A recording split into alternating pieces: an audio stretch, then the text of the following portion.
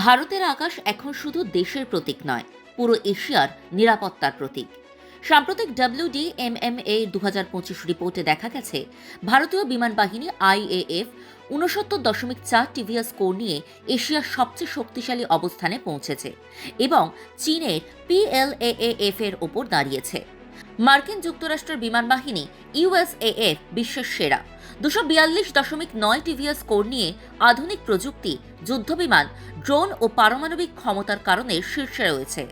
রাশিয়ার বিমান বাহিনীর সংখ্যায় বড় হলেও প্রযুক্তি ও কার্যক্ষমতায় মার্কিনদের তুলনায় কিছুটা পিছিয়ে। ভারতের বিমান বাহিনী SU-30 MKI, Rafael, MiG-29 fighter jet এবং আধুনিক ড্রোন, রাডার ও লজিস্টিক সাপোর্টে শক্তিশালী। ফলে এশিয়ার সামরিক ভারসাম্য এখন ভারতের দিকে ঝুঁকেছে। চীনের বিমান বাহিনী বড় ও শক্তিশালী হলেও সাম্প্রতিক স্কোর অনুযায়ী ভারত তাকে পেছনে ফেলেছে। WDMMA এই র্যাঙ্কিং 4টি মূল দিক বিবেচনা করে তৈরি করা হয়েছে। প্রথমে যুদ্ধ সক্ষমতা, যা বিমান সংখ্যা, পাইলট ও যুদ্ধবিমান প্রস্তুতির ওপর নির্ভর করে। দ্বিতীয় মানদণ্ড হল আধুনিকীকরণ, যার মধ্যে নতুন প্রযুক্তি, ফাইটার ও বোমারু বিমান, ড্রোন এবং উন্নত রাডার সিস্টেমের অন্তর্ভুক্তি রয়েছে।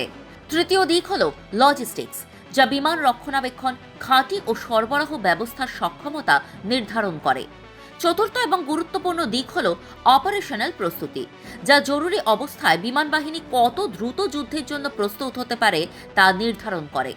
বিশ্লেষকরা মনে করছেন, ভারতের আধুনিকীকরণ এবং নতুন প্রযুক্তির যোগদানের কারণে এশিয়ার সামরিক ভারসাম্য দ্রুত পরিবর্তিত হচ্ছে।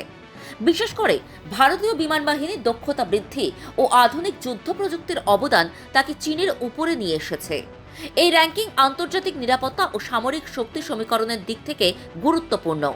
মার্কিন যুক্তরাষ্ট্রের আধিপত্য এখনও অটুট থাকলেও এশিয়ার শক্তিশালী দেশগুলোর আধুনিকীকরণের ফলে ভবিষ্যতে নতুন সামরিক চ্যালেঞ্জের সম্ভাবনা রয়েছে।